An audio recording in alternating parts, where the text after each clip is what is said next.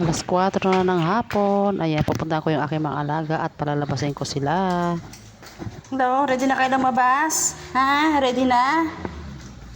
Dyan muna kayo ha. Wait lang ha. May gagawin muna ako. Ito na nga guys. Isa-isa ko na silang kinuha. Ayan. Inuna ko si Courtney. Sumunod naman tong si Maki. Making maliit. At itong aking huling kinuha ay si Rio. Tuwing umaga at hapon guys ay dito ko talaga nilalagay sa kanilang playground, sa kanilang cage. Yan, para makatakbo-takbo din naman sila. Ayan, nandito na nga pala si Russell. Ayan, hinayaan ko lang siya guys lumabas kasi hindi naman din yan lumalabas. I mean, hanggang loob lang talaga siya guys. Kahit bukas ang gate, hindi siya lumalabas. Pinapasa ko na nga din pala si Russell dito sa loob ng cage na malaki. Ayan, at naglinis na rin ako kasi nga nagwiwi na rin yung ibang aso. Ayan, maganda kapag meron kayong ganitong cage na malaki kasi nakakapaglaro yung mga aso. Lalo na itong mga alaga ko guys ay hindi nakakalabas. Kasi nga yung puti dyan ay napakatapang, nangangagat. Habang nasa cage nga pala sila guys ay nihanda ko na yung pagkain nila at saka panligo din nila kasi liliguan ko din sila kasi ang baho na. Ayan, every 1 week, 2 beses ko sila pinapaliguan para maging fresh at mabango. Ayan, hindi naman kasi sila masyadong mabaho. Ayan, play muna kayo dyan ha. Play muna. Play muna ha.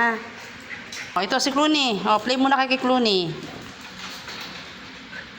Diyan muna kayo.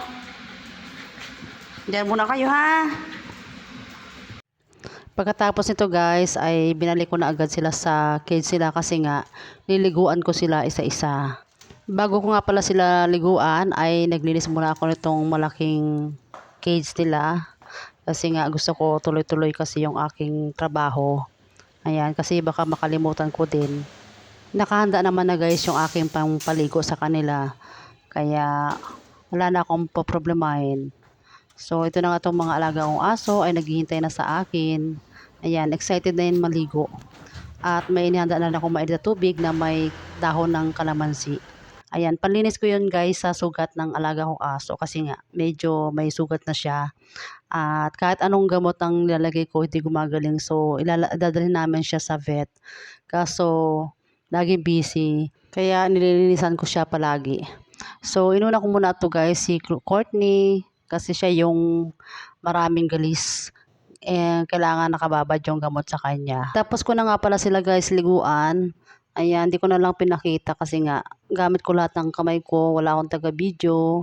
So, ito na nga guys, papakainin ko na sila kasi malambot na yung food nila Ayan, ito si Russell, ayan, at saka si Courtney.